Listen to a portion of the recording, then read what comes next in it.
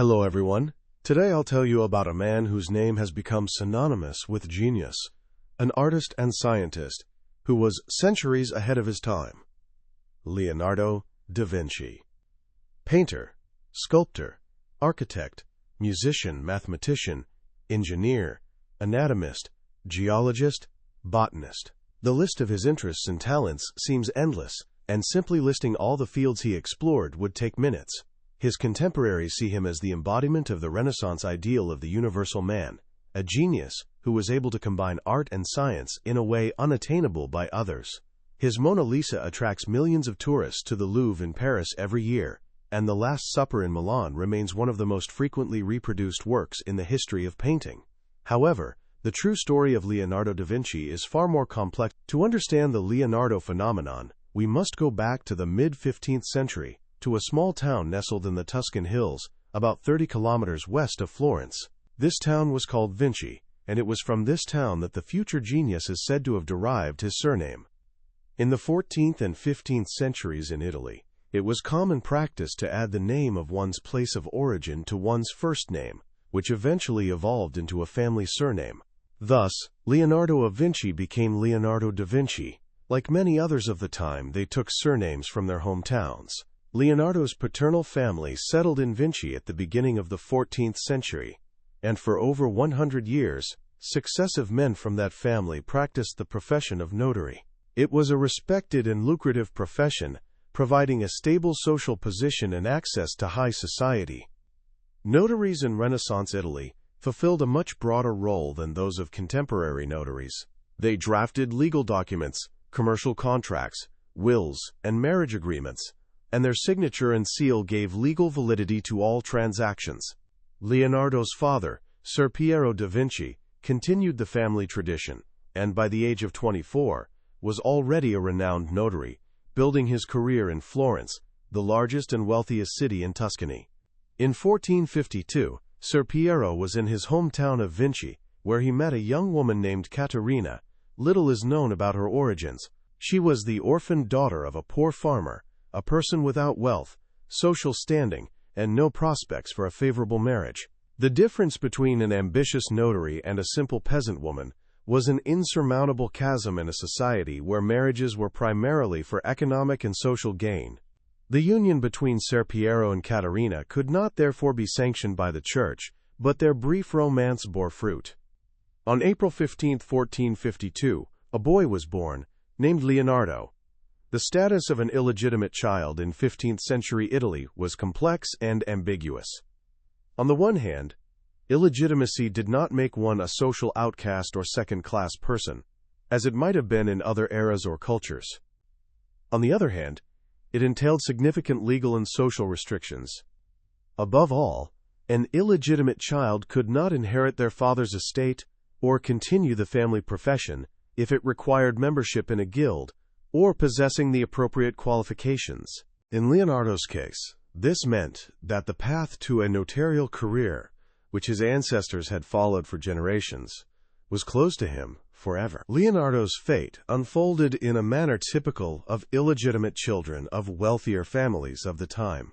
His mother, Caterina, found a suitable husband among the local farmers, a man named Antonio di Piero Batti, nicknamed a abriga, which translates to adventurer or trouble seeker.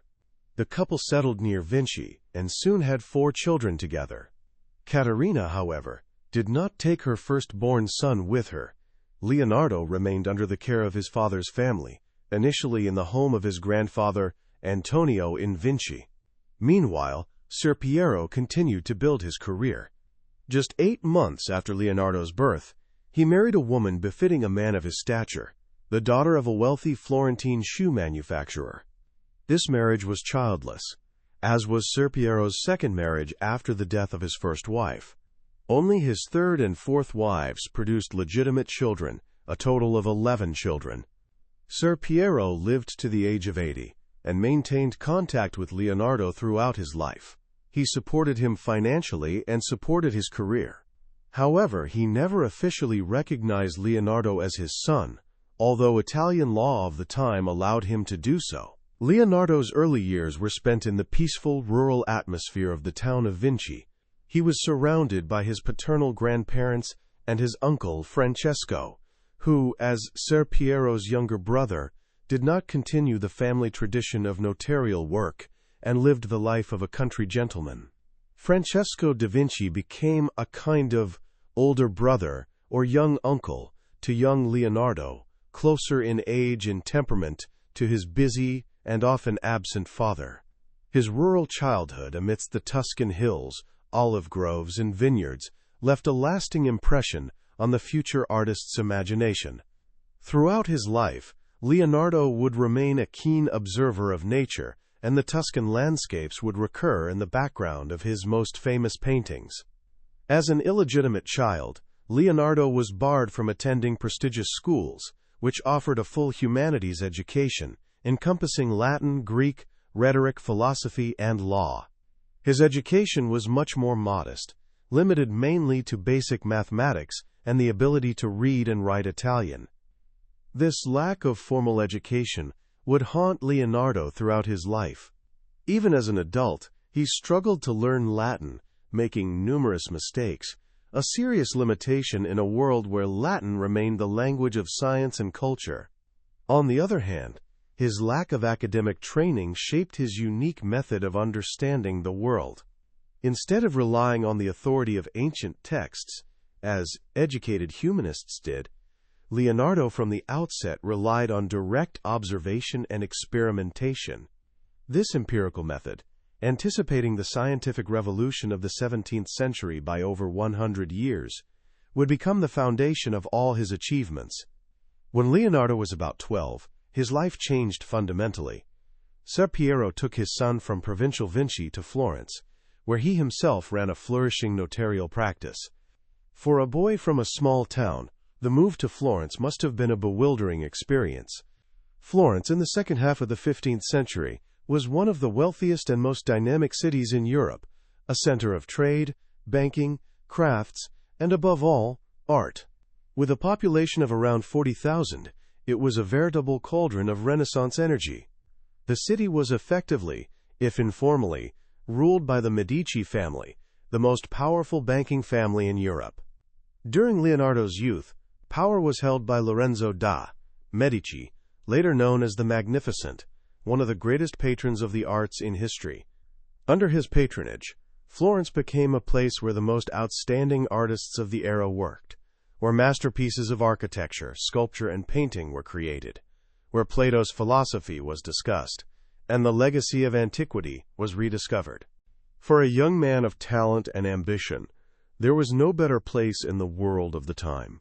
And for the illegitimate son of a notary, deprived of any chance of an academic career or inheriting the family business, an unexpected path opened up. A path that in any other era might have seemed like a step down the social ladder, but in Renaissance, Florence led to immortal fame. Leonardo was destined to become an artist. Florence in the second half of the 15th century was a city unlike any other center in Europe at the time. Situated on the Arno River and surrounded by the fertile hills of Tuscany, it was the true heart of the rebirth of culture and art that historians would later call the Renaissance. The city's streets bustled with life from dawn to dusk. Merchants from all over Europe and the Middle East brought silks, spices, dyes, and precious stones. Florentine bankers led by the Medici family financed commercial ventures from London to Constantinople. Artisans in countless workshops produced works of gold, silver, leather, and fabrics that were renowned throughout the known world. And amidst all this, works of art were created in the squares and churches, which still attract millions of visitors today. It was no coincidence that Florence became the cradle of the Renaissance. The city's wealth, accumulated by generations of merchants and bankers, required a suitable setting. Wealthy citizens, and especially the city's rulers, the Medici, competed with one another in funding churches, chapels, palaces, and works of art. Patronage to artists was not merely an expression of piety or aesthetic preference, but also a way to demonstrate prestige and power. In this climate, artists enjoyed a social status unattainable in other parts of Europe. The most distinguished among them were welcomed into the courts of powerful rulers, inundated with commissions, and generously rewarded. Being an artist in Florence meant a chance at a dignified and prosperous life, and for the particularly talented, even immortal fame. The system of artistic education in Florence was based on the institution of a master workshop known as the bottega. A young man, usually between the ages of 12 and 14, joined the workshop of a renowned master as an apprentice, and spent several years acquiring skills under his tutelage. Apprenticeships began with the simplest tasks, such as grinding pigments for paint, preparing painting boards, and cleaning the studio. Gradually, the apprentice progressed to increasingly advanced tasks, until finally they were able to independently create fragments of paintings or sculptures under the supervision of a master. After several years of apprenticeship, the apprentice became a journeyman, and then, if they demonstrated sufficient skills and accumulated the necessary funds, they could apply for admission to the guild and open their own workshop. Florentine bottegas were much more than just schools of artistic crafts. The largest of them operated as true enterprises, employing dozens of people and fulfilling a wide variety of commissions simultaneously. A renowned master's workshop might simultaneously work on church frescoes, a tombstone sculpture, a portrait of a wealthy merchant, a processional banner design, and decorations for a city festival. This diversity required students to master a wide range of techniques and skills, from painting to sculpture, gilding, and design. The Renaissance artist was not a narrow specialist, but a versatile craftsman capable of meeting a wide variety of challenges. Ser Piero da Vinci, Leonardo's father, ran a thriving notary office in Florence and had extensive contacts among the city's elite. His clients included wealthy merchants, bankers, and representatives of the art world. One of these was Andrea del Verrocchio, one of Florence's most esteemed artists, who ran a large and influential workshop. When Ser Piero showed the master drawings of his teenage son, Verrocchio was reportedly so impressed by the boy's talent that he agreed to take him on as an apprentice. Thus, around 1466 or 1467, young Leonardo entered one of the most renowned art workshops in all of Italy. Andrea del Verrocchio, born Andrea di Michele di Francesco da Cioni, took his artistic surname from the goldsmith Giuliano del Verrocchio, with whom he received his initial apprenticeship. He himself embodied the versatility expected of a Renaissance artist. He created paintings and frescoes, designed and cast bronze statues, worked as a goldsmith and jeweler. He constructed theatrical machines for city festivals, and even designed tombstones and architectural elements. His workshop on Via del Lollo was one of the largest and best equipped in Florence, and the list of commissions completed included work for the Medici themselves, the city's most important churches, and influential bourgeois families. The list of Verrocchio's students and collaborators reads like a catalogue of the most outstanding artists of the late Quattro period. Besides Leonardo, his workshop included Pietro Perugino, who would later become Raphael's teacher, Sandro Botticelli, author of the famous Birth of Venus in Spring, Domenico Ghirlandaio, Michelangelo's future master, and Lorenzo di Credi, who would take over the workshop after Verrocchio's death. Young Leonardo thus entered an environment where the most important trends in Italian art were crystallizing, where experiences were exchanged, techniques were discussed, and recognition was sought. Learning in Verrocchio's workshop encompassed a much broader range of skills than just painting. Students learned the secrets of working with gold and silver. They learned to cast bronze figures, sculpt marble and wood, and design and create architectural elements. Verrocchio placed particular emphasis on drawing, which he considered the foundation of all visual arts. Students spent hours sketching draperies, studying anatomy on models and slides, and drawing plants, animals, and landscapes. This comprehensive education perfectly suited the nature of the young Leonardo, whose curiosity about the world knew no bounds. Florence offered Verrocchio's students unparalleled opportunities to study masterpieces of the past and present. At every turn, one could admire the works of great predecessors. The dome of the Cathedral of Santa Maria del Fiore, designed by Filippo Brunelleschi and completed only a few decades earlier, towered over the city as a symbol of architectural genius. In the baptistry next to the cathedral stood the famous bronze doors by Lorenzo Ghiberti, which Michelangelo himself would later call worthy of being the gates of paradise.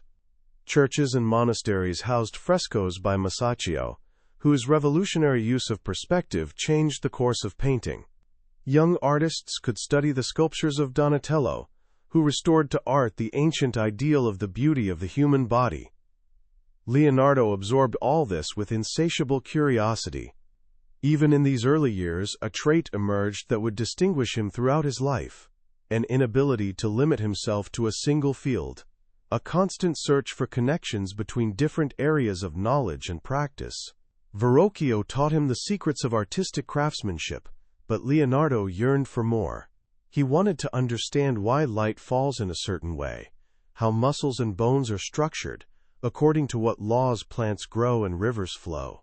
Where other students were content with mastering technique, Leonardo sought to explore the nature of things. Among the many skills Leonardo developed during this period, drawing held a special place. Surviving sketches from his apprenticeship years attest to his extraordinary talent for observation and short-handedness. Interestingly, Leonardo drew with his left hand, a rarity at the time. While left-handedness wasn't condemned as harshly as in some other eras, it clearly distinguished the young artist from his peers. This characteristic influenced the way Leonardo drew lines on paper, resulting in the characteristic hatching that ran from the upper left to the lower right, which would become one of the recognizable elements of his drawing style. The life of an apprentice in a Renaissance workshop was intense and demanding. The day began at dawn and ended after dusk, filled with work, study, and household chores. Apprentices typically lived in the workshop or nearby. They ate at a communal table with the master and other employees, forming a kind of professional family. Hierarchy was strictly maintained, and younger students were expected to show respect to their elders and more experienced colleagues. At the same time, the atmosphere in a well-run workshop fostered the exchange of ideas and mutual learning. Older students helped younger ones. Technical and artistic discoveries were shared. Commissions and projects were discussed. Florence in the 1460s and 1470s was not only a center of art, but also a place of vibrant intellectual life. Under the patronage of Lorenzo da Medici, an informal Neoplatonic academy operated, bringing together philosophers, poets, and artists. Scholars translated the works of Plato and other ancient thinkers into Latin, seeking connections between ancient philosophy and Christianity. Discussions on the nature of beauty, the relationship between art and truth, and humanity's place in the universe permeated the workshops and influenced the way we think about art. Leonardo, though lacking a formal humanist education, breathed this atmosphere of intellectual ferment and absorbed the ideas that circulated in Florence. Verrocchio's interest in the natural and technical sciences was particularly important for the young artist's development. The master was not only an artist but also a designer and engineer, undertaking complex technical projects. He participated in the work of placing a massive copper sphere atop the lantern of the cathedral dome, which required the design of special lifting devices. Such experiences must have made a profound impression on Leonardo, demonstrating that the boundary between art and technique, between beauty and utility, is fluid and can be crossed in both directions. After several years of apprenticeship, Leonardo mastered basic workshop skills and began receiving independent assignments. Verrocchio, recognizing his apprentice's extraordinary talent, entrusted him with increasingly responsible sections of collaborative projects. This was a normal stage in the career of every artist of the time. Large commissions were handled collaboratively, with the master merely supervising the entire project and executing the most important parts.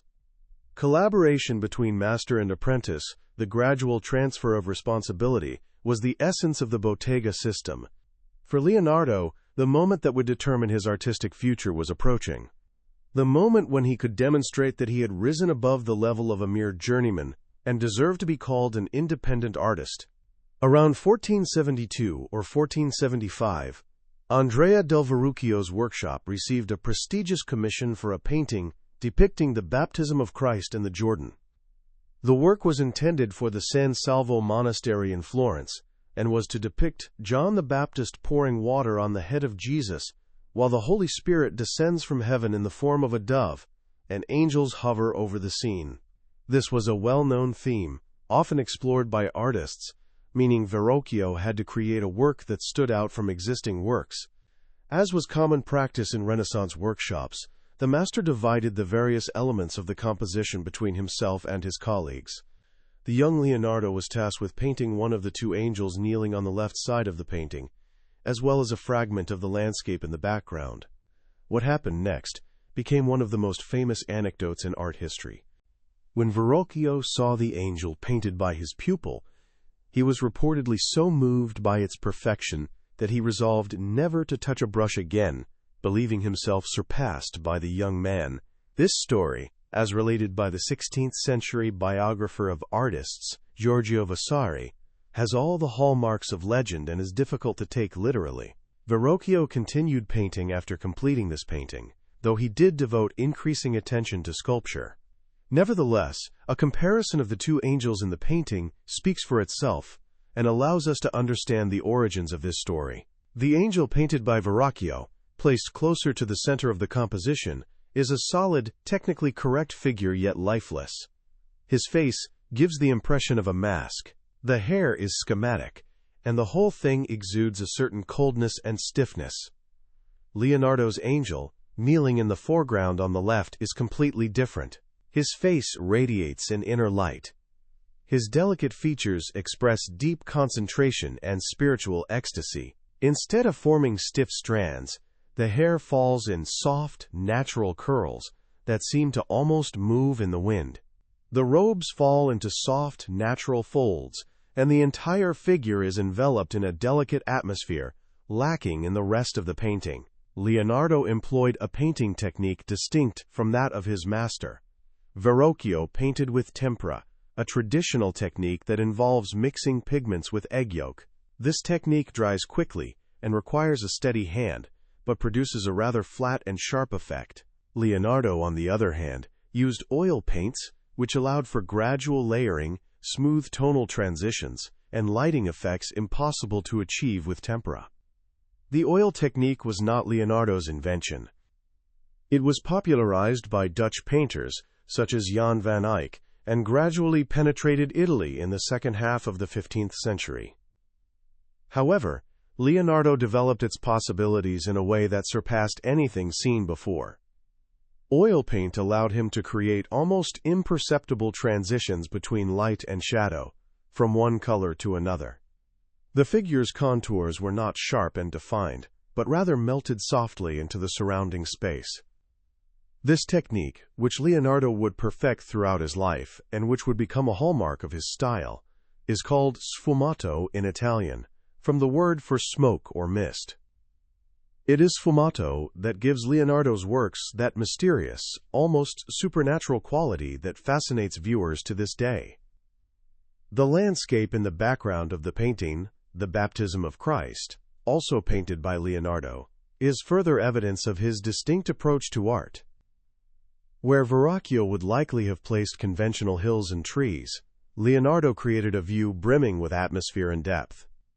The Jordan River winding into the distance, misty mountains on the horizon, the subtle play of light on the water.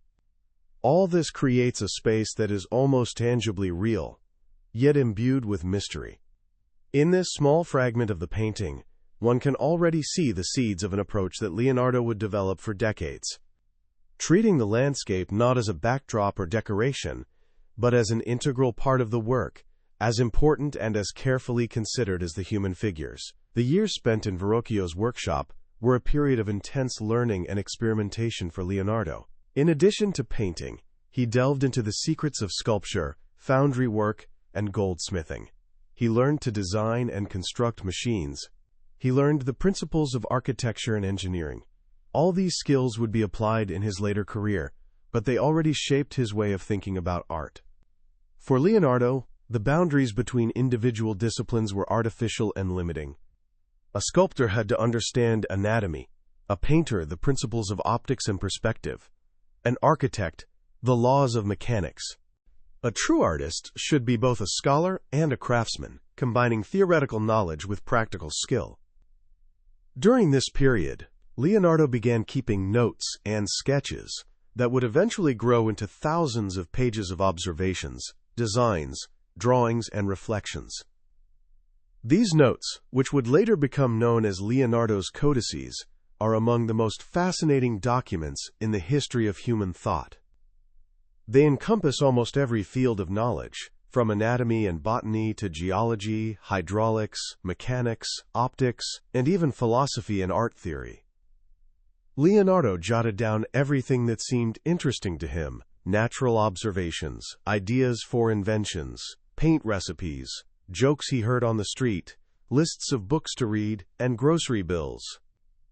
These notes constitute an invaluable source of information about his life and way of thinking. Although reading them presents some difficulties, Leonardo wrote in an unusual way, from right to left. The text can only be read comfortably with a mirror. This technique, known as mirror writing, has for centuries sparked speculation about the artist's mysteriousness and secretiveness. It is speculated that Leonardo deliberately encrypted his notes to hide them from prying eyes, from the church, or from his competitors. In reality, the explanation is likely much simpler and more prosaic. Leonardo was left-handed, and by writing from left to right with his left hand, he risked smudging the fresh ink with his hand or sleeve. Writing from right to left eliminated this problem. Moreover, for a left-handed person, this writing direction may even be more natural than the conventional one. 15th-century Italian calligraphy manuals offer advice for lefties recommending this particular writing technique. Leonardo's left-handedness influenced not only his writing style, but also his drawing and painting techniques. A characteristic feature of his drawings is a cross-hatching running from the upper left corner to the lower right, natural for a left hand, but difficult for a right-handed artist to achieve. This characteristic allows experts to recognize authentic Leonardo drawings and distinguish them from copies made by right-handed students or imitators. Left-handedness may also have influenced the way Leonardo perceived the world and composed his paintings, although this is now the realm of speculation. In 1472, at around the age of 20, Leonardo was accepted into the Florentine painters' guild known as the Company of St. Luke, named after the patron saint of artists. Membership in the guild formally recognized his status as an independent master and gave him the right to accept commissions on his own account. Despite this, Leonardo remained in Verrocchio's workshop for several more years, collaborating with his former teacher on subsequent projects.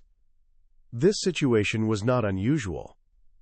A young artist without capital or contacts could more easily secure commissions within an established workshop than by trying to compete independently with established masters. Moreover, the bond between Verrocchio and Leonardo clearly went beyond the typical relationship of master and apprentice. The older artist valued the younger's talent and companionship, and Leonardo respected his teacher's knowledge and experience. The 1470s were a time of intense creative activity for Leonardo, although relatively few works, probably attributed to him, have survived from these years. Renaissance artists rarely signed their works, and in the case of paintings created in workshops, it is often difficult to clearly determine the authorship of individual pieces. Experts still debate which works from this period were painted by Leonardo himself, which were the joint work of master and apprentice, and which were created within his sphere of influence, but without his direct involvement. This uncertainty is a source of frustration for art historians, but it also demonstrates how deeply Leonardo etched himself into the artistic landscape of Florence.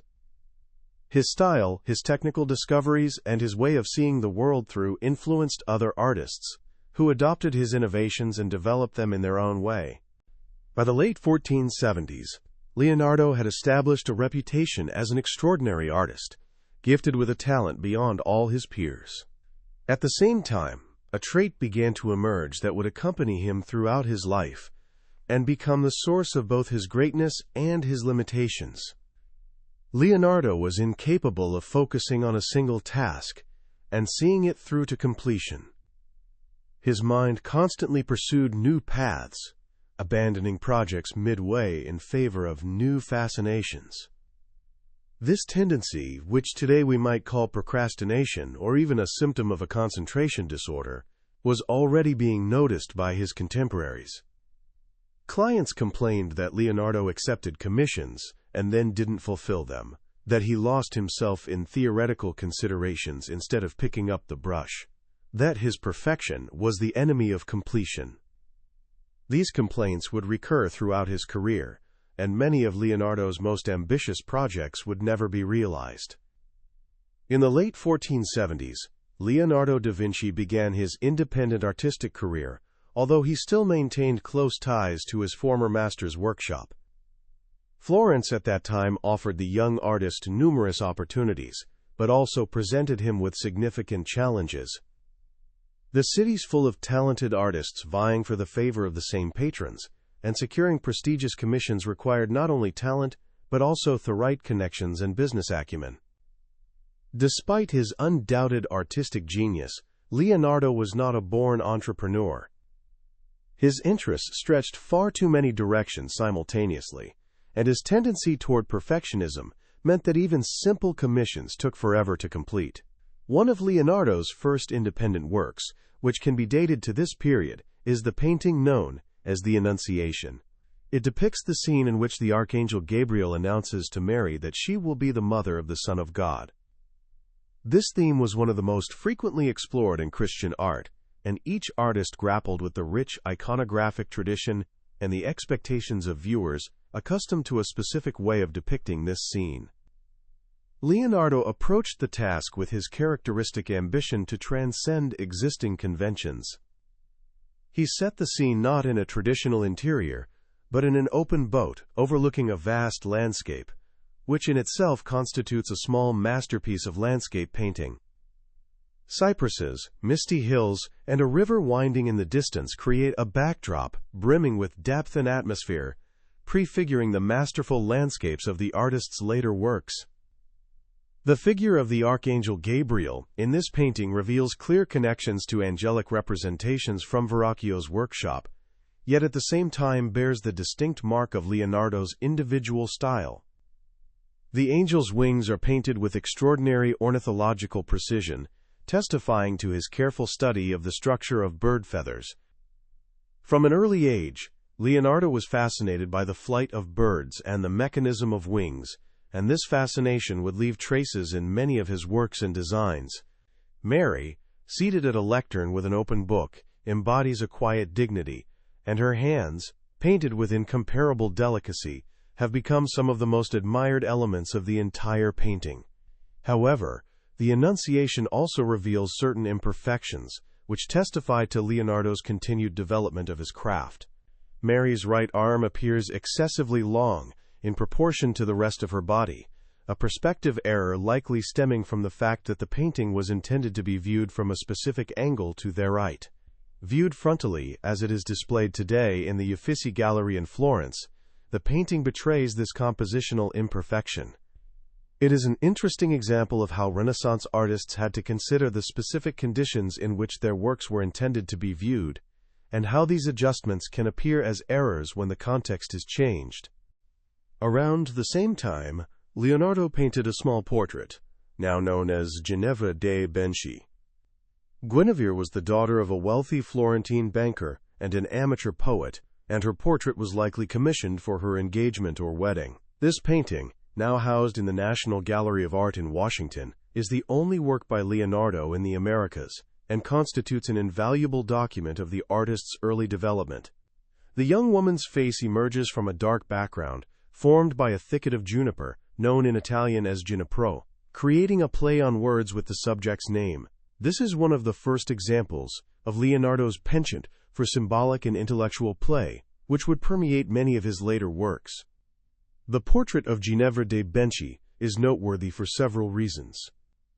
First, Leonardo broke with the Florentine convention of portraying women exclusively in profile, depicting the sitter almost frontally in a position known as three-quarters. This innovation allowed for a much deeper psychological characterization of the subject, capturing the expression of her eyes and the subtle nuances of her facial expressions. Second, the painting demonstrates a mature mastery of the sfumato technique, with its soft transitions between light and shadow, which imbue the face with extraordinary plasticity and depth. The paleness of Ginevra's complexion, her serious, almost melancholic expression, and the delicate modeling of her features, all of this foreshadows the masterful portraits Leonardo would create later in his career. Unfortunately, the painting has come down to us incomplete. The lower part, likely depicting the portrayed woman's hands, was cut off at some point, likely due to damage. However, a preparatory drawing has survived, allowing us to surmise what the completed portrait might have looked like. Ginevra's hands formed a refined gesture, and in front of her lay a likely juniper branch or other symbolic plant. The loss of this part is particularly distressing, as Leonardo was renowned for his unparalleled skill in painting hands, and their absence diminishes the work and deprives us of the opportunity to admire this aspect of his art. The year 1481 brought Leonardo his first major public commission. The monks of the monastery of San Donato e Scopito, on the outskirts of Florence, commissioned him to paint an altarpiece depicting the Adoration of the Magi. This was a prestigious project that could have cemented the young artist's position among the Florentine elite. Leonardo set to work enthusiastically, creating magical preparatory sketches and developing an innovative composition that would revolutionize traditional depictions of the subject. Instead of a static procession of wise men approaching the child, he designed a dynamic, almost swirling composition with dozens of figures surrounding the central group of the Madonna and Child. In the background, he placed fantastical ruins of ancient architecture and a scene of a battle with riders on horseback, elements completely unheard of in the traditional iconography of this subject. The surviving painting, now housed in the Uffizi Gallery, shows an advanced stage of underpainting, offering a glimpse behind the scenes of Leonardo's creative process. It reveals the figures, sketchy outlines, dark layers of underpainting, and more refined sections alongside areas that were barely outlined. It is a fascinating document of artistic skill, a testament to a working method that involved gradually building the image layer by layer, from a general outline to the finest detail. At the same time, however, it also testifies to a problem that would haunt Leonardo throughout his career. The painting was never completed. The reasons for abandoning this commission are complex and not entirely clear. Leonardo received regular advance payments from the monks, but work progressed slowly, interrupted by other projects and the artist's interests. At some point, payments ceased, which may have been both a cause and a consequence of the delays. Leonardo was already known for his tendency to miss deadlines, and the monks may have lost patience with an artist who accepted payments but failed to deliver a finished work. On the other hand, Leonardo himself may have abandoned the project when it no longer satisfied him artistically or when more interesting opportunities arose. Nevertheless, the unfinished Adoration of the Magi is a work of immense value to art historians and admirers of Leonardo's work. It allows us to understand the artist's creative process, how he progressed from preliminary sketches and underpainting to the finished work. It also reveals the scale of his ambition and the innovative nature of his vision. Even in its incomplete state, the painting impresses with its compositional complexity, expressiveness of the figures, and masterful use of chiaroscuro. Some scholars argue that it is Leonardo's unfinished works that best reveal his genius, revealing the thought and creative process that, in completed paintings, is hidden beneath layers of paint. The case of the Adoration of the Magi reveals a fundamental paradox of Leonardo da Vinci's work. He was an artist for whom the process of creation, the very search for perfection, was more important than the finished work. Each painting provided him with an opportunity to experiment, to test new techniques and compositional solutions. Once the fundamental artistic problems were resolved, Once the painting had achieved the fullness of his intended vision in his mind, Leonardo lost interest in the arduous process of finishing.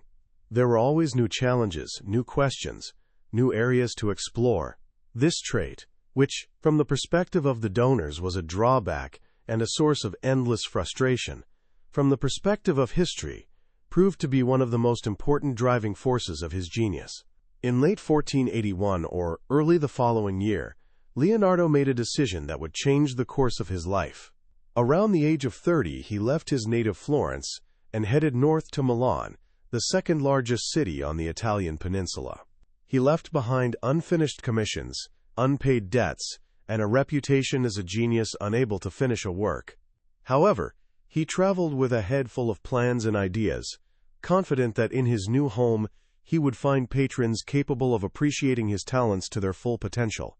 Florence had given him an artistic education and his first experiences, but Leonardo longed for more than painting for merchants and monks. He yearned for grand projects that would allow him to develop all aspects of his multifaceted talent. Milan in the early 1480s was a city with a completely different character than Florence. While the Tuscan capital was primarily known for its trade, banking, and fine arts, Milan was a military and industrial powerhouse, a center for the production of weapons and armor, and the seat of one of the most powerful rulers on the Italian peninsula. It was ruled by Ludovico da Forca, known as Il Maro, meaning Negro, from his dark complexion and his coat of arms depicting a mulberry tree. While Ludovico was not formally Duke of Milan, as that title belonged to his young nephew, Gian Galeazzo, he exercised de facto power as regent and made no secret of his ambition to legitimize his position. He needed prestige, splendor, and propaganda, which meant he sought talented artists, architects, and engineers who could enhance his court and elevate his standing in the eyes of other rulers. Leonardo da Vinci likely arrived in Milan around the turn of 1481 and 1482, when he was around 30 years old. The circumstances of this journey are not entirely clear. According to some accounts, it was sent by Lorenzo de' Medici as a diplomatic gift, perhaps accompanied by an exceptionally beautiful lyre he had constructed himself. Other sources suggest that Leonardo left on his own initiative, seeking new opportunities and escaping the growing problems in Florence. Regardless of the circumstances, the young artist was well aware that he had to convince Ludovico Sforza of his worth, and prepared a remarkable document for this purpose. The surviving letter, written or dictated by Leonardo to Ludovico, is one of the most fascinating documents in the history of self-recommendations. Of the 10 points in which the artist lists his skills and offers his services, 9 concern military and civilian engineering. Leonardo offers the design of lightweight and portable bridges capable of withstanding enemy pursuit, as well as solid and fireproof bridges. He proposes methods for destroying enemy bridges and fortifications, the construction of siege and defensive engines, and techniques for tunneling under walls and moats. He describes designs for cannons, mortars, and other types of artillery, armored and unstoppable vehicles, and even ships resistant to artillery fire. Only in the final, 10th paragraph does he mention that in peacetime he could also serve as an architect, sculptor, and painter, adding almost casually that he could work in marble, bronze, and clay, and that he could be the equal of anyone in painting. This surprising distribution of emphasis says much about both Leonardo and his potential employer. The artist understood perfectly well that Ludovico Sforza, a ruler with military ambitions and a precarious political position, would be more interested in an engineer capable of bolstering his armed forces than in another painter of religious images. At the same time, the letter reveals Leonardo's true interests, for whom painting was just one of many creative fields, and by no means the most important one. In his mind, designing war machines, studying mechanics and hydraulics, and solving engineering problems were equally, if not more, important than creating paintings. Of course, most of the military projects described in the letter existed only on paper and in the imagination of their creator. Leonardo had no practical experience in building siege engines or conducting military operations. His proposals were a mixture of practical ideas, visionary concepts centuries ahead of their time, and pure fantasy impossible to realize with the state of technology at the time. An armored vehicle, propelled by human power. The tank prototype was a fascinating concept, but utterly impractical. Similarly, many other projects were frustrated by the material and technological limitations of the 10th century. This does not change the fact that the letter demonstrates an extraordinary audacity of mind and an ability to think outside the box. Ludovico Sforza welcomed Leonardo into his court, although he did not immediately entrust him with major engineering projects. The artist's first years in Milan were spent on courtly tasks that might seem trivial compared to the grand ambitions expressed in the letter of recommendation. Leonardo designed decorations for court ceremonies, costumes for masquerades and tournaments, and theatrical machines for staging performances. He organized spectacular spectacles in which mechanical planets moved across the stage, and actors floated in the air on complex systems of ropes and counterweights. These seemingly mundane tasks, however, allowed him to experiment with mechanics, optics, and acoustics, gain practical experience in constructing devices, and develop skills that would be applied to more significant projects. Music played a special role in Leonardo's courtly life.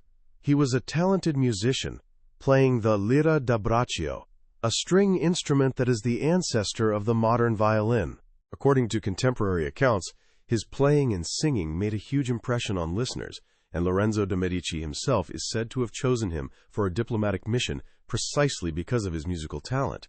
Leonardo not only performed music, but also constructed instruments with unusual shapes and acoustic properties. Sketches have survived, depicting designs for mechanical drums, portable organs, and bizarre wind instruments. The most famous is a design for a lyre in the shape of a horse's skull, made of silver, intended to combine aesthetic appeal with a unique sound. This instrument, if indeed built, has not survived. In Milan, Leonardo also began systematically keeping notes that would eventually grow to thousands of pages. These records, encompassing scientific observations, technical designs, anatomical studies, theoretical reflections, and personal notes, constitute one of the most valuable documents in the history of human thought. Leonardo wrote in Italian, his everyday language, rather than Latin, making his notes accessible to a wider audience, but also reflecting his position as an outsider in the world of scholars, for whom Latin was a natural medium of communication. The notes were kept haphazardly, with no clear thematic or chronological order. A single page might contain anatomical sketches alongside a paint recipe, a meditation on the nature of light sat alongside a shopping list, a design for a flying machine alongside a reminder of a debt to be repaid. A key project of the Milanese period was the Great Horsemanship, a monumental equestrian statue intended to immortalize Francesco Sforza, Ludovico's father and founder of the dynasty. The idea for such a monument was not new, but the scale Leonardo intended for it surpassed anything previously seen. The statue was to measure over 7 meters high, making it the largest work of its kind since antiquity. The riderless horse itself was to be taller than any equestrian statue then existing in Europe. Realizing such a project required solving numerous technical challenges, from the construction of the internal skeleton and the technique of casting such a vast quantity of bronze, to the method of transporting and positioning the finished statue. Leonardo worked on this project for over 10 years, creating countless sketches, models, and anatomical studies of horses. His drawings of equine anatomy, depicting muscles, bones, and proportions with unparalleled precision, are masterpieces of drawing in their own right. The artist spent hours in the prince's stables, observing and sketching the most exquisite specimens, measuring their proportions, and studying their movements. He prepared a full-scale clay model which was publicly exhibited and aroused the admiration of his contemporaries. Unfortunately, this model did not survive, destroyed in later wars, but the descriptions attest to its extraordinary realism and expressiveness. Ultimately, the great cavalry was never cast in bronze. The vast amount of metal collected for this purpose was diverted to cannons in 1494, when Milan faced a French invasion. The clay model itself survived for several more years, reportedly serving as a target for French archers for target practice, before finally disintegrating under the influence of the elements. The project, which had involved so many years of work and study, ended in failure, leaving behind only sketches and descriptions. This is one of the most painful examples of the fate that befell many of the artist's ambitious undertakings, too grand and too innovative to be realized in his time. Despite the failure of the cavalry project, the years spent in Milan were an exceptionally fertile period for Leonardo. At the court of Ludovico Sforza, he met scholars, architects, and engineers with whom he could exchange ideas and discuss scientific problems. Of particular importance was his friendship with the mathematician Luca Pacioli, author of a fundamental work on proportion and geometry. Collaborating with Piccoli deepened Leonardo's interest in mathematics and geometry, and the artist produced illustrations for the scholar's treatise on the divine proportion. This friendship demonstrates Leonardo's desire to transcend the traditional role of artist and become a full-fledged participant in the scientific debates of his era. Milan also offered Leonardo opportunities he could not find in Florence. The city was a major medical center, with hospitals and surgical schools that allowed access to human cadavers for anatomical purposes.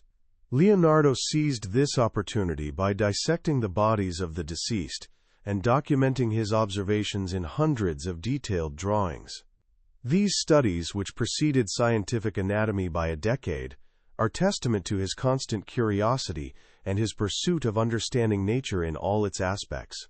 For Leonardo, there was no boundary between art and science, between beauty and truth. Understanding the structure of the human body was as important for a painter seeking to faithfully depict the human form as for a physician attempting to cure disease. In 1495, Ludovico Sforza entrusted Leonardo with a commission that would become one of the most important works in the history of Western art. The prince decided to fund the painted decoration of the refectory, or dining room, in the church of Santa Maria dell'Agria, which he had chosen as the burial place for himself and his family. A depiction of the Last Supper, a scene depicting Christ's last meal with the apostles, before his arrest and crucifixion, was to be painted on the north wall. Depictions of the Last Supper had a long tradition in Italian and European art. Iconographic conventions were well established, and artists replicated a similar compositional scheme for centuries. Christ usually sat at the center of a long table, flanked by the apostles, sitting on either side or partially opposite him. Judas the traitor was distinguished by placing him on the opposite side of the table from the other apostles, or by other compositional devices that allowed the viewer to immediately identify him. The scene was usually static, with figures arranged in an orderly rhythm, and their faces expressing either pious concentration or neutral seriousness. Leonardo decided to break with this tradition and create a work that would revolutionize the way this subject was depicted. The starting point for his concept was a specific moment in the Gospel narrative, the moment when Christ utters the words announcing that one of those present would betray him. According to the evangelists, these words caused a violent uproar among the apostles. Each one asked with fear and disbelief if he was the traitor. Leonardo chose to capture this very moment of emotional explosion, the moment when the peace of a shared meal is shattered by the terrifying announcement of betrayal. Instead of a static ceremonial scene, he created a psychological drama unfolding before the viewer's eyes. The 12 apostles are divided into 4 groups of 3, arranged symmetrically on either side of the central figure of Christ. Each group creates a distinct composition full of movement and expression, yet together they form a harmonious whole. The apostles react to the Master's words with varying degrees of emotion. Some recoil in horror, others lean forward in disbelief. Still others gesticulate violently or turn to their neighbors with questions. Their faces convey a range of emotions, from shock to sadness, anger, and desperation. Only the figure of Christ remains calm amidst this emotional turmoil, forming the compositional and spiritual center of the entire scene. Contrary to tradition, Judas is not isolated on the other side of the table. Leonardo placed him among the other apostles in the same group as Peter and John, but distinguished him through subtle means. His face is in shadow, while the faces of the other figures are illuminated. His body instinctively retreats in the defensive gesture of a traitor who knows he has been recognized. In his hand, he clutches a purse containing 30 pieces of silver, the price of betrayal. This is a psychological characterization incomparably deeper than simply isolating Judas by placing him in a different position from the other apostles. The painting's composition is brilliantly integrated with the architecture of the room. Leonardo used a convergent perspective, the vanishing point of which is precisely at Christ's head, which ensures that all the compositional lines lead the viewer's eye toward the central figure. The painted walls and ceiling of the hall where the supper takes place are an optical extension of the actual refectory, creating the illusion that the space of the monastery dining room extends into the painting. 3 windows in the background of the painting illuminate the scene with light that seems to come from the same direction as the actual light entering the refectory through the windows in the opposite wall. This integration of the painting with the architectural space gives the viewer the impression of participating in a sacred scene, of the apostles sitting at the table in the same room as them. Work on the Last Supper lasted approximately 3 years, from 1495 to 1498. Extant accounts of Leonardo at work reveal his extraordinary creative method. The writer Matteo Bandello, who lived in a monastery as a young man, recalled that the artist would arrive at dawn and paint continuously until dusk, without eating or drinking. At other times, he would be absent for several days, then return for a few hours, stand silently before the painting, add a few brushstrokes, and depart. The prior of the monastery, impatient with the prolonged work, reportedly complained to Prince Ludovico that the artist was wasting time instead of completing the commission. Leonardo replied that the most difficult part of the work was finding suitable faces for Christ and Judas, and offered to use the complaining prior's face if he couldn't find a suitable model for the traitor. This anecdote, regardless of its historical validity, illustrates a significant aspect of Leonardo's creative method. The artist didn't work according to a set pattern, completing subsequent sections of the painting in an orderly manner. His creative process involved long periods of contemplation, study, and reflection, interspersed with short periods of intense work. Leonardo wandered the streets of Milan, observing the faces of passers-by and searching for models for his figures. He sketched the faces of beggars, merchants, and soldiers, trying to capture the emotional expressions he could project onto his apostles. His notes contained notes about specific individuals whose faces seemed appropriate for one or another figure. One of the most tragic aspects of the story of the Last Supper is that the work began to fall apart almost immediately after completion. This was due to Leonardo's experimental nature, which was unable to satisfy traditional mural painting techniques. Conventional fresco technique involved applying pigments to fresh, wet plaster, which chemically bonded with the paint as it dried. This method required rapid work, as the artist could only paint on plaster that had not yet dried. For Leonardo, with his tendency to deliberate and make repeated corrections, this method was unacceptable. Instead of fresco, Leonardo employed an experimental method of painting on dry plaster with oil paints mixed with tempera. This technique allowed him to work at his own pace, revisiting completed sections, applying subsequent layers, and introducing subtle tonal transitions impossible to achieve in traditional fresco. The artistic effect was unparalleled, but the cost of this perfection proved disastrous. The paints did not bond permanently to the substrate, and just a few years after completion, the paintings began to peel and fall. Moisture seeping through the wall from the monastery kitchen further accelerated the deterioration process. As early as 1517, just 20 years after the work's completion, a visitor described the painting as severely damaged. In the following centuries, the painting's condition steadily deteriorated. Ineffective conservation and restoration attempts often resulted in more harm than good.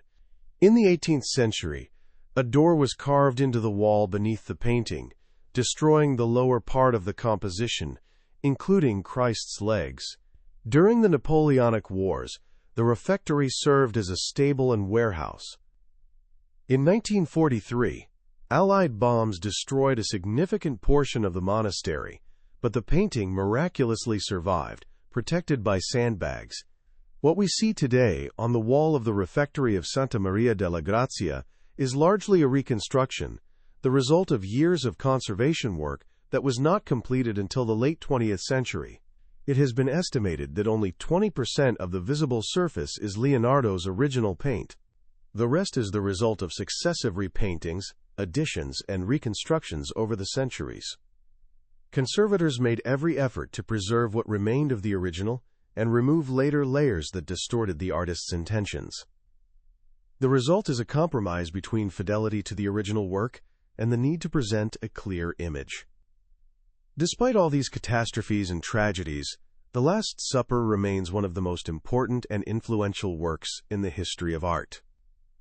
Leonardo's revolutionary composition, his masterful use of perspective, and above all, his unparalleled psychological characterization, set new standards for depictions of this subject and for narrative painting in general. Every subsequent artist attempting to depict The Last Supper had to contend with the shadow of the Milanese masterpiece. The painting's influence extends far beyond art history, permeating popular culture, literature, and the collective imagination. The painting has become the subject of countless interpretations, theories, and speculations, from serious historical analyses to fanciful conspiracy theories that see hidden messages and encrypted secrets within the composition. It's worth emphasizing, however, that these sensational interpretations, especially popular after the success of a certain novel and the film based on it, have no scientific basis. The Last Supper is a masterpiece of religious art, a profound meditation on human nature, betrayal, and redemption, not a carrier of secret codes and conspiratorial messages. The true greatness of this work doesn't require fantastic theories to inspire admiration. One need only stand in the Milan refectory and gaze upon the wall on which Leonardo da Vinci immortalized one of the most dramatic moments in human history over 500 years ago. Leonardo da Vinci lived in an era when the boundaries between art and science were much more fluid than they are today. The Renaissance ideal of the universal man assumed that a truly educated person should be versed in many fields of knowledge and practice. Yet, even in the context of his era, Leonardo's versatility was exceptional. His scientific and technical interests were not a hobby or a marginal addition to his artistic endeavors, but an equal, perhaps even more important, part of his life's mission. In his notes, Leonardo repeatedly expressed his belief that true art must be based on a profound understanding of nature, and this understanding can only be achieved through systematic observation and study. The anatomy of the human body fascinated Leonardo throughout his life. As a painter, he required a thorough knowledge of the structure of muscles, bones, and tendons to faithfully depict human figures in motion and at rest. But his interest quickly transcended the practical needs of an artist. Leonardo longed to understand how the human body functions, how blood flows through veins, how muscles move limbs, how the eye perceives light, and how the brain processes sensations. These were questions that the medicine of his time could not answer, as anatomical knowledge relied primarily on ancient Galenian texts, which were transcribed and commented on over the centuries, rarely verified by direct observation. Leonardo decided to study the anatomy of the human body himself by dissecting cadavers. This practice was permitted in his time, though strictly regulated, and available primarily to doctors and surgeons. The artist gained access to cadavers in hospitals in Florence, Milan, and Rome, where he dissected dozens of bodies over the years, around 30, according to his own notes. This work required not only courage and a strong stomach, but also haste, as in the era before refrigeration and preservatives, corpses decomposed rapidly, especially in the warm Italian climate. Leonardo often worked by candlelight at night, amid the stench of decaying flesh, methodically exposing layers of tissue and documenting his observations. The result of this research were hundreds of anatomical drawings, that remain astonishing in their precision and beauty. Leonardo depicted muscles, bones, internal organs, the circulatory and nervous systems, with a precision unmatched by any previous artist or scientist. However, his drawings were not dry medical illustrations. They combined scientific precision with artistic craftsmanship, creating images of the human body that are both scientific documents and works of art. His studies of human proportions are particularly renowned, culminating in the famous drawing of a nude man inscribed within a circle known as the Vitruvian Man.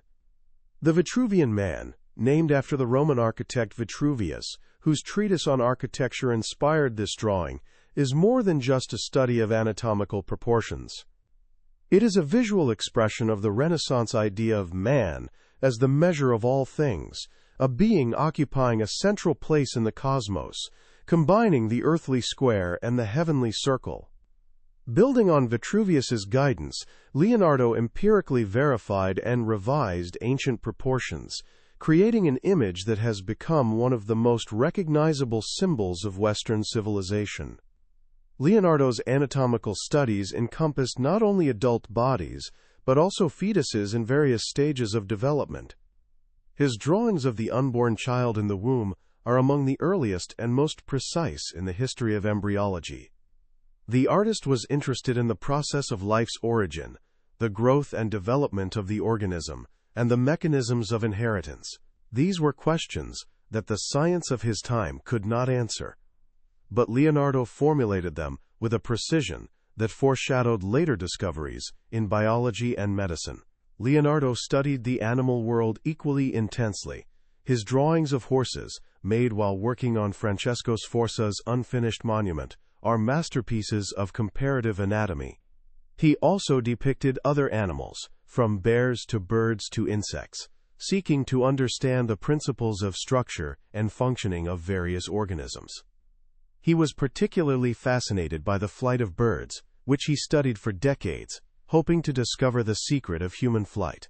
The dream of flight accompanied Leonardo throughout his life. His notes contained dozens of designs for flying machines, from simple wings attached to human arms, to complex mechanisms powered by human power, to devices resembling modern helicopters and parachutes. Leonardo observed birds in flight, analyzed their wing structures, and studied air currents and aerodynamic forces.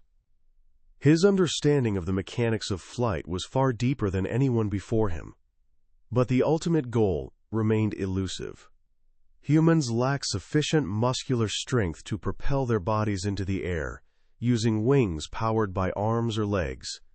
Leonardo recognized this and experimented with various solutions, but the technology of his time did not allow for the construction of an engine light and powerful enough to power a flying machine. Some of his aeronautical designs were more realistic than others. A sketch of a parachute depicting a man hanging beneath a pyramidal canvas structure was built and tested in the 20th century, confirming that the device would indeed work. Similarly, his design for a vertical propeller resembling a helicopter rotor was based on sound aerodynamic principles, though it could not have been realized without a suitable power source. Other designs were more fanciful and likely never had a chance of success, even with contemporary technology. Leonardo's technical interests extended far beyond aviation. His notes contained designs for machines for a wide variety of applications, from textile machines to construction machinery to musical instruments.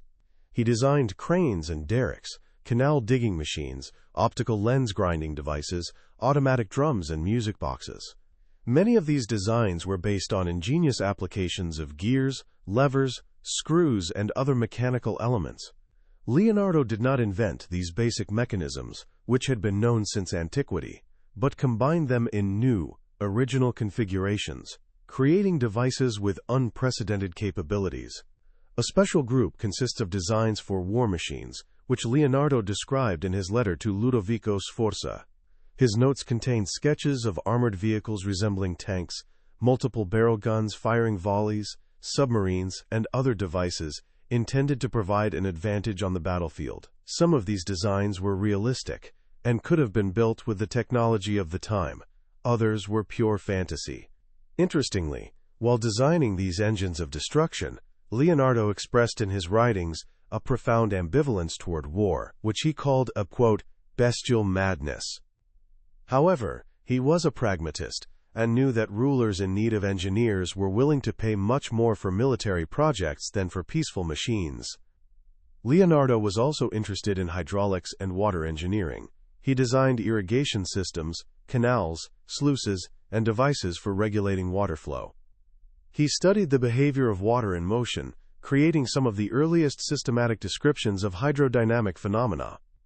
He observed eddies, waves, and currents, drawing them with a precision and artistry that make these studies both scientific documents and works of art. His studies of water combined practical engineering goals with a profound fascination with the element, which he considered one of the fundamental forces shaping the world. In the field of optics, Leonardo investigated the nature of light, the functioning of the human eye, and the principles of perspective. His reflections on how the eye perceives the world preceded contemporary knowledge on the psychology of perception. He understood that vision is not simply the reception of images, but an active process in which the mind interprets and processes information provided by the senses. This awareness influenced his approach to painting, where he sought not so much to replicate reality as to recreate the way the human eye perceives it. Leonardo documented all of these studies and projects in his famous notebooks, which were dispersed throughout Europe after his death. It is estimated that around 7,000 pages survive, perhaps a quarter or a third of the total. The remainder have been lost or destroyed over the centuries. Those that survive are today preserved in libraries and collections in Milan, Turin, Paris, London, Madrid, and many other places. They constitute one of the most fascinating testimonies to the human mind, documenting the insatiable curiosity of a man who longed to understand everything, from the flight of a bird to the mysteries of the human heart. However, it must be admitted that the impact of Leonardo's scientific and technical work on the development of knowledge was limited. His notes remained unknown for centuries after his death, and when they finally began to be published and studied, science had already independently discovered most of the truths Leonardo had intuitively sensed. His anatomical drawings, though brilliant, did not influence the development of medicine because no one knew them. His designs for flying machines did not contribute to the invention of the airplane. Leonardo was a solitary genius whose discoveries died with him, to be rediscovered by others, often centuries later. This is both a tragedy of individual fate and a testament to the fact that even the most brilliant mind needs contact with a community of scholars, so that their discoveries can be verified, developed, and passed on to future generations. The year 1499 brought a dramatic end to Leonardo da Vinci's Milanese period. The French troops of King Louis XII invaded Lombardy, and Ludovico Sforza, who had been the artist's patron for 18 years, was forced to flee the city. The Duke attempted to regain power with the help of Swiss mercenaries, but he was defeated and imprisoned in France, where he spent the rest of his life. For Leonardo, then 47 years old, this meant the loss of his stable position and the need to seek new opportunities. The large cavalry, which he had been working on for over 10 years, was never cast. The clay model served as a target for French soldiers for target practice and eventually crumbled under the influence of rain and frost. Leonardo left Milan in December 1499, accompanied by his friend, the mathematician Luca Pacioli, and several students and assistants. His first stop was Mantua, where he briefly stayed at the court of the Marchioness Isabella d'Este, one of the most educated and influential women of the Italian Renaissance. Isabella had been trying for years to acquire Leonardo's work for her collection and took advantage of his stay to commission a portrait of herself.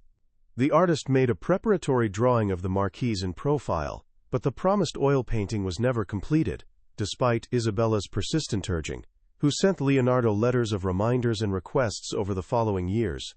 From Mantua, Leonardo traveled to Venice, where he spent several months between 1499 and 500. Threatened by Turkish expansion in the Adriatic, the Venetian Republic was interested in his military engineering projects. Leonardo worked on the concept of a defensive system including movable river dams and underwater devices to destroy enemy ships. He also designed a diving suit with a leather airbag that would allow saboteurs to swim under the hulls of enemy ships. Neither of these projects was realized, but they document Leonardo's continuing interest in the military applications of technology. In the spring of 1500, Leonardo returned to Florence, the city of his youth, which he had left almost 20 years earlier. Florence had changed significantly since the heyday of Lorenzo de' Medici. After his death in 1492, power was briefly seized by the fanatical preacher Girolamo Savonarola, who staged the famous Bonfire of the Vanities, burning works of art, luxury items, and books deemed immoral. Savonarola was ultimately executed in 1498, and Florence became a republic ruled by an oligarchy of wealthy bourgeoisie. For an artist returning after years of absence, the city offered both opportunities and challenges. Leonardo took up residence in the monastery of Santissima Annunziata, where the monks granted him a studio in exchange for the promise of painting an altarpiece.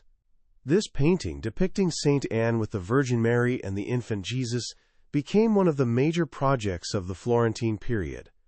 Leonardo prepared a full-scale preparatory drawing, which was publicly exhibited and caused a sensation. According to Vasari's account, for 2 days, crowds of Florentines, men and women, young and old, flocked to the monastery to admire the work as if they were attending a great celebration. The carton has been lost, but we know it from descriptions and copies made by other artists. Florence, in the early 15th century, was a place of intense artistic rivalry. Alongside Leonardo, a renowned middle-aged master, the young Michelangelo Bona, though 23 years younger, had already achieved fame as the creator of the monumental sculpture David. Relations between the two geniuses were tense. They differed in temperament, working methods, and views on art. Leonardo, elegant, sociable, and versatile, contrasted with Michelangelo, a recluse with a difficult character who considered sculpture the highest of the arts and despised painting as a less noble pursuit.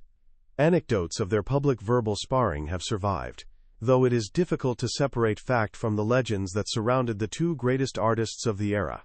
In 1503, the Florentine authorities decided to celebrate their newly regained freedom by commissioning 2 large paintings for the Great Council Chamber in Palazzo Vecchio. One painting was to depict the Battle of Anghiari, the Florentine victory over the Milanese in 1440. The other, the Battle of Cassina, the victory over Pisa in 1364. Leonardo received the first commission, Michelangelo II. This provided a unique opportunity for a direct comparison of 2 of the greatest artists of the era.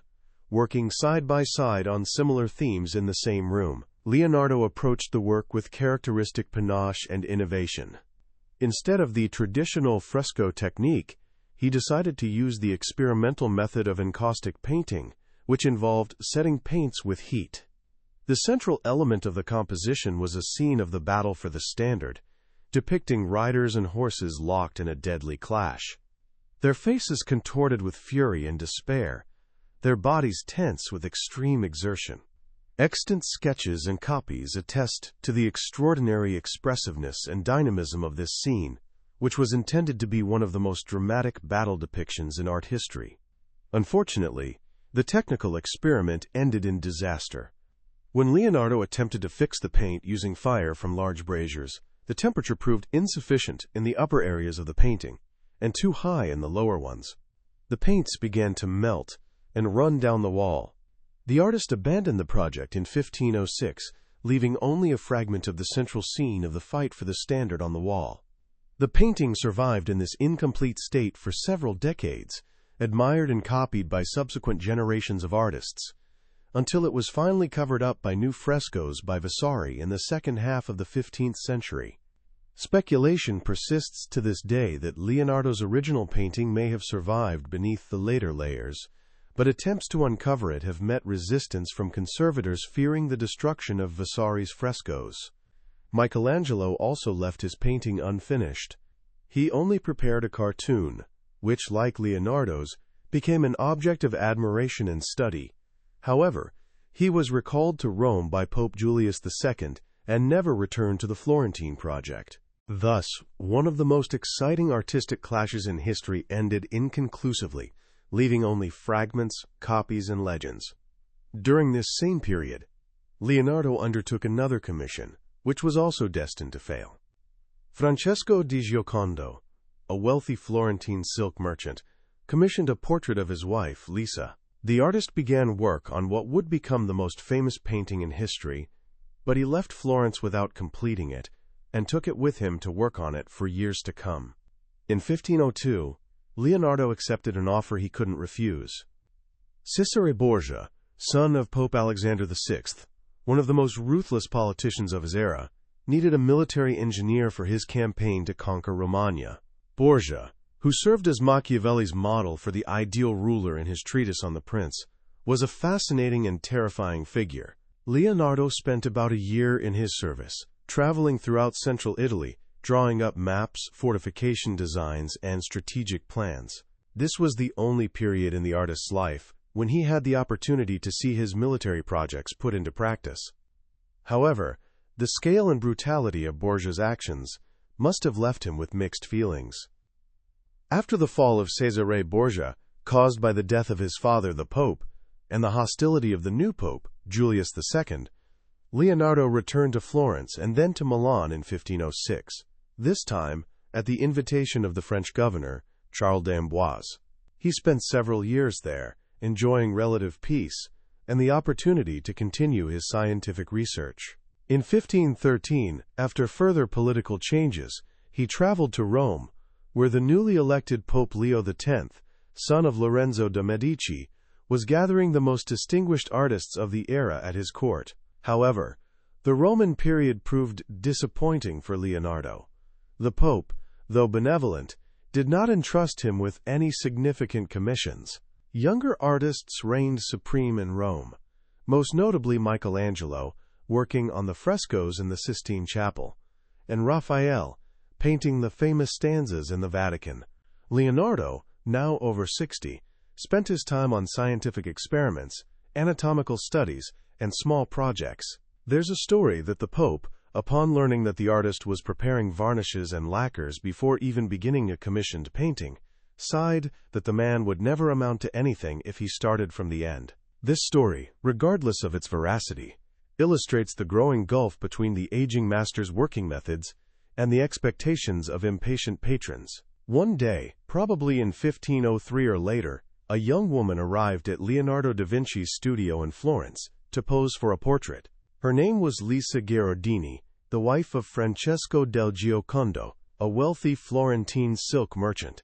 The commission for his wife's portrait was likely related to the family's move to a new home or the birth of a second son. It was a typical portrait of the time, commissioned to mark an important family event, one of many that Florentine artists created for wealthy citizens. No one could have predicted at the time that this particular painting would become the most recognizable painting in history.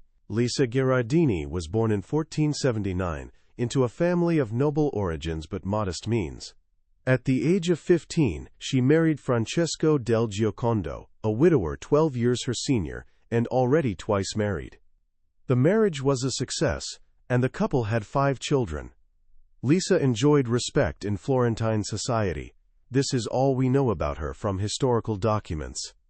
The rest, including speculation about her relationship with Leonardo and the mysterious circumstances surrounding the portrait's creation, remains the realm of legend and speculation. Leonardo worked on the portrait for several years, far longer than a typical commission would require. According to Vasari, the artist employed musicians and gestures to entertain the model, while posing and maintain a pleasant, relaxed expression on her face. It's difficult to assess the veracity of this anecdote, but it captures a crucial aspect of the portrait, that famous, enigmatic expression that has fascinated viewers for centuries. Lisa's smile, barely defined, almost imperceptible, seems to change depending on the viewing angle and focus. Sometimes it seems warm and friendly, sometimes ironic, sometimes melancholic, sometimes even absent. This effect is not accidental, but results from a masterful use of the sfumato technique. Leonardo applied dozens of thin, transparent layers of paint, building the image gradually, layer by layer, over many years. The transitions between light and shadow are so subtle that the eye cannot discern clear boundaries. The corners of the mouth and eyes, key areas for interpreting facial expressions, are deliberately blurred, left in a zone of ambiguity.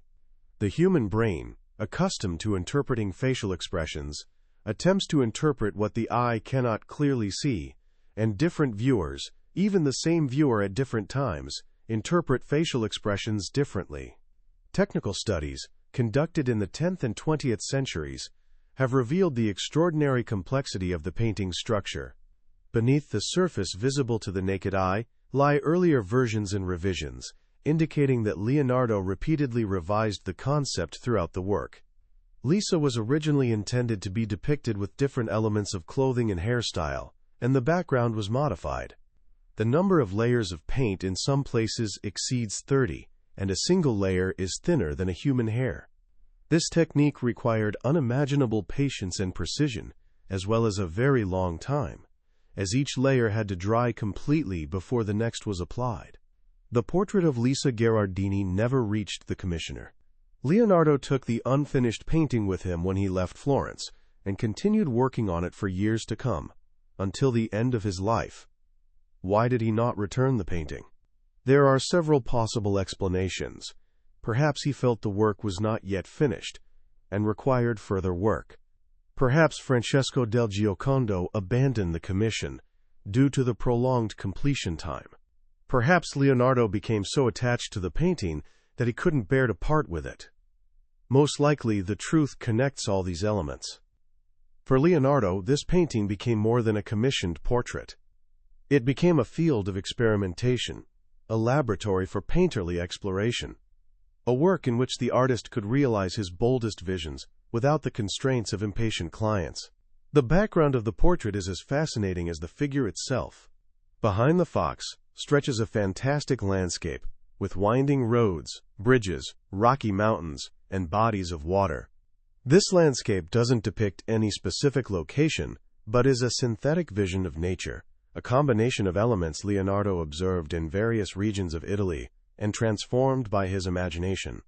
Characteristically, the horizon line on the left side of the painting is lower than on their right, creating a subtle sense of instability and movement. Some scholars interpret this as a deliberate symbolic device, while others interpret it as the result of years of painting, during which the artist constantly changed the background concept. The colors of the painting we see today differ significantly from the original. Centuries of exposure to light, dust, and candle smoke, as well as inept cleaning and conservation efforts, have yellowed and darkened the paints. The varnish covering the surface has become opaque and discolored. Research indicates that the sky was originally much bluer, and the overall color is more vibrant and contrasting. The Louvre collection holds a copy of the portrait, likely made by one of Leonardo's students at the same time as the original, which is in better condition and allows us to imagine what Mona Lisa might have looked like 500 years ago. What's missing from the painting is also interesting. Lisa's portrait lacks eyebrows and eyelashes, which has sparked speculation for centuries. Did Leonardo deliberately omit them? Did Lisa actually remove them, in keeping with the fashion of the time? Research conducted in the 20th century, using advanced imaging techniques, suggests that the eyebrows and eyelashes were originally painted, but were lost, due to the careless cleaning of past paintings. The subtle layers of paint that Leonardo used to create these delicate elements proved too fragile to survive conservation procedures carried out using methods we would today consider barbaric. After Leonardo's death, the painting became part of the collection of King Francis of France, who, according to tradition, purchased it for the staggering sum of 4,000 scudi. For centuries, Mona Lisa remained in the French royal collections, displayed in various residences, but did not enjoy particular fame beyond art connoisseurs. The painting was valued by artists and connoisseurs, but it was not yet the icon of popular culture it would become in the 20th century.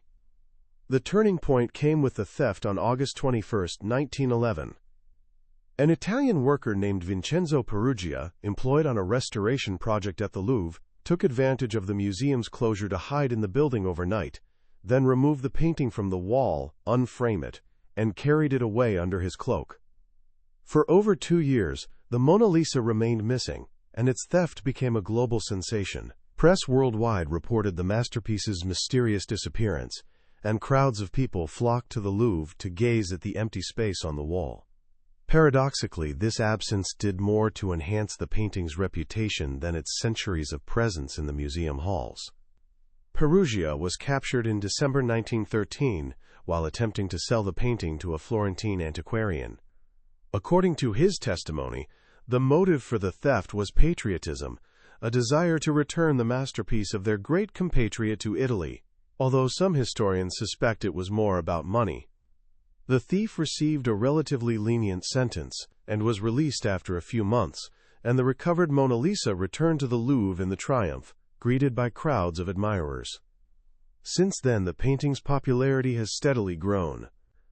Mona Lisa has become not only the most famous painting in the world, but also one of the most recognizable cultural symbols.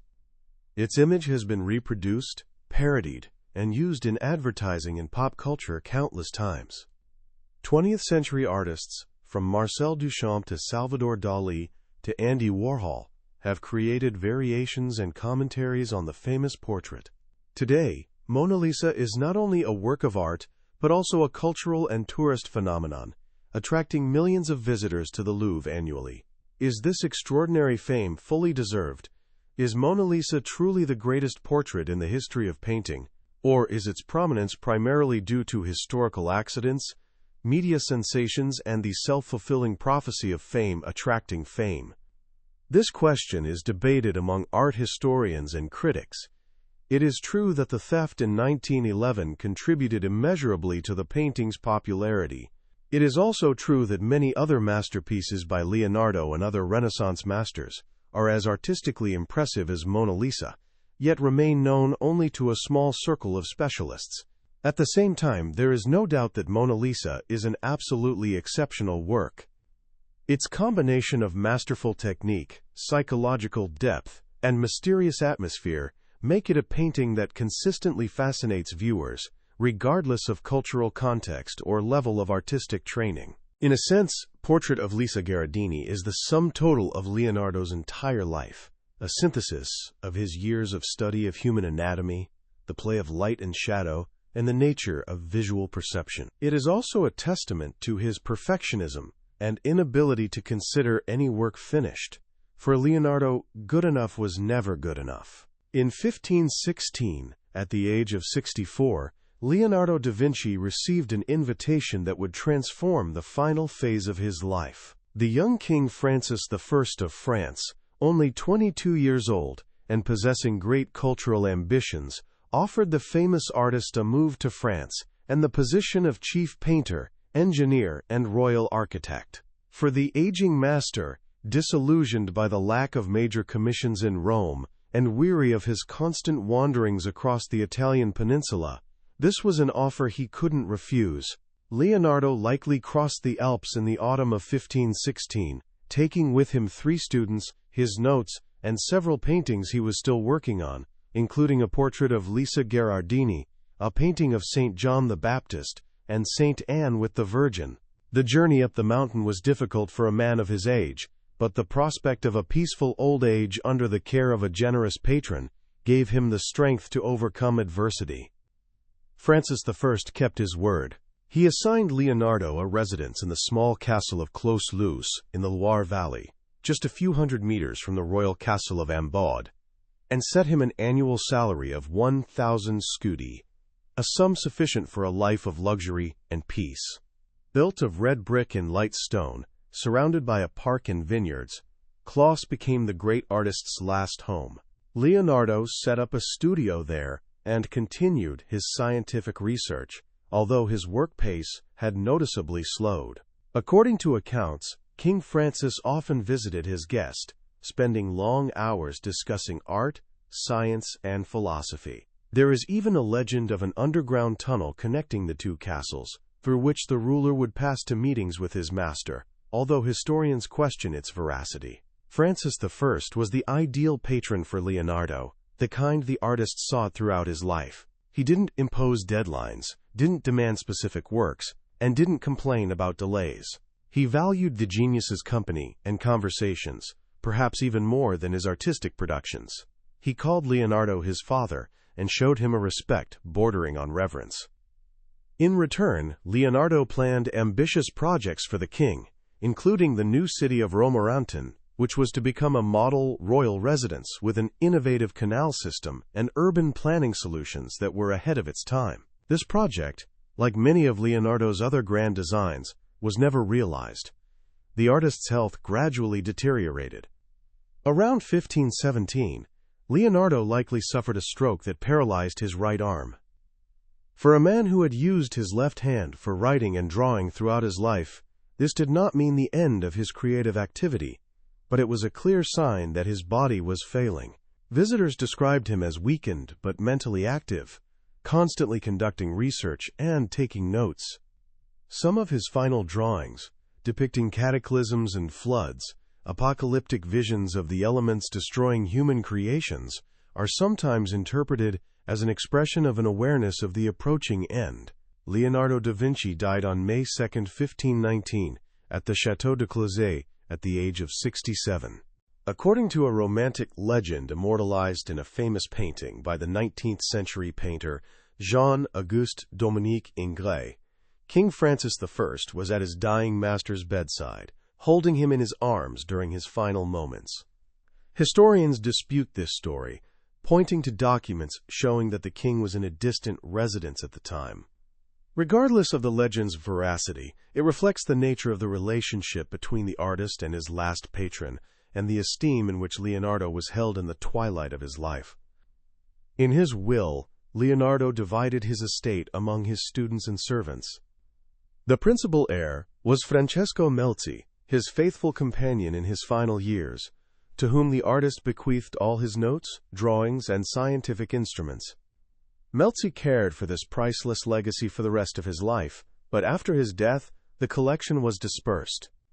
Leonardo's notes, comprising thousands of pages, passed to various owners. They were divided, sold, sometimes destroyed or lost. Today, the surviving fragments are held in dozens of libraries and collections around the world, from the Ambrosiana Library in Milan, to the Royal Library in Windsor, to the Bill Gates collection in Seattle. The paintings Leonardo took with him to France remained in the king's possession. The portrait of Lisa Gherardini, known as the Mona Lisa, entered the royal collection and changed locations for centuries, eventually settling in the Louvre, where it remains to this day. Other works by the artist are scattered among museums around the world, from the Uffizi Gallery in Florence to the Hermitage in St. Petersburg to the National Gallery in London. Some disappeared without a trace. Others are known only from copies and descriptions. The story of the painting known as the Savior of the World, depicting Christ with his right hand raised in blessing and a crystal ball symbolizing the world in his left, is particularly fascinating.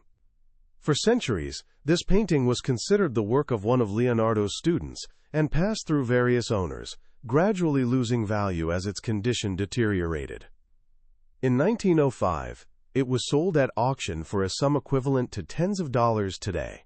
Only at the beginning of the 20th century, after thorough conservation and analysis by an international team of experts, was it recognized as an authentic work by Leonardo da Vinci.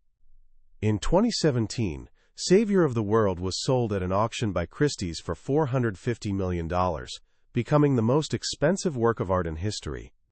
According to press reports, the buyer was Crown Prince Mohammed bin Salman of Saudi Arabia.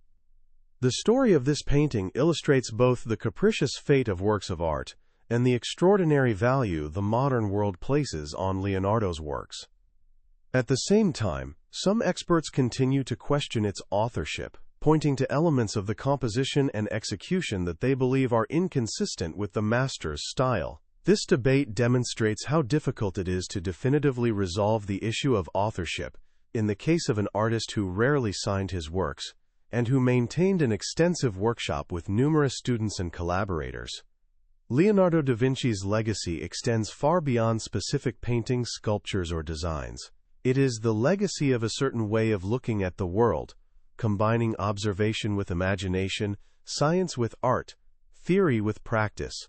Leonardo was a man who refused to accept the boundaries between fields of knowledge, who treated painting as a science, and science as an art. His insatiable curiosity, leading him from anatomy through botany, geology, mechanics, hydraulics and astronomy, is a model of interdisciplinary thinking, which we today consider the key to solving the complex problems of the modern world. At the same time, Leonardo's story also serves as a cautionary tale. Most of his grand projects were never realized. The treatises he planned to write on painting, anatomy, mechanics, and other fields remained in the form of disjointed notes, never compiled or published. His scientific discoveries, decades or centuries ahead of their time, did not influence the development of knowledge, remaining unknown to subsequent generations. Leonardo was a genius, but a genius whose potential was not fully realized, whose boldest visions vanished into the nothingness of unfinished projects and scattered notes.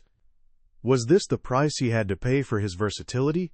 Would focusing on a single field have allowed him to achieve more lasting results? These questions remain open. One could argue that the breadth of his interests made Leonardo who he was, that his genius lay in the ability to see connections between seemingly disparate fields. One could also argue that his distraction was a weakness that prevented him from realizing his full potential. The truth likely lies somewhere in the middle, in the tension between versatility and concentration, between curiosity and discipline. Leonardo da Vinci left behind only a dozen paintings that are undoubtedly his work, several thousand pages of notes and drawings, and a handful of completed engineering projects. Compared to the prolificacy of other great artists, his legacy may seem modest, yet the influence he had on subsequent generations is immeasurable. He became a symbol of the Renaissance ideal of the universal man, a model of the learned artist, an icon of creative genius. His image, with its long beard and penetrating gaze, embodies the very idea of genius for many. In his notes, Leonardo once recorded a reflection on life and death. He stated that just as a well-spent day brings peaceful sleep, so a well-spent life brings a peaceful death. These words, likely written many years before his own passing, can be interpreted as an expression of reconciliation with transience, as the lifelong wisdom of a man who, despite all his unfinished projects and unfulfilled ambitions, knew that he had lived life to the fullest, that he had utilized the talents bestowed upon him, and that he had left something lasting. Thank you for sharing this journey through the life and work of one of the greatest geniuses in human history. If you enjoyed this film, I encourage you to leave a positive rating and subscribe to the channel. With your support, I will be able to create further stories about fascinating figures from the past. See you in the next film.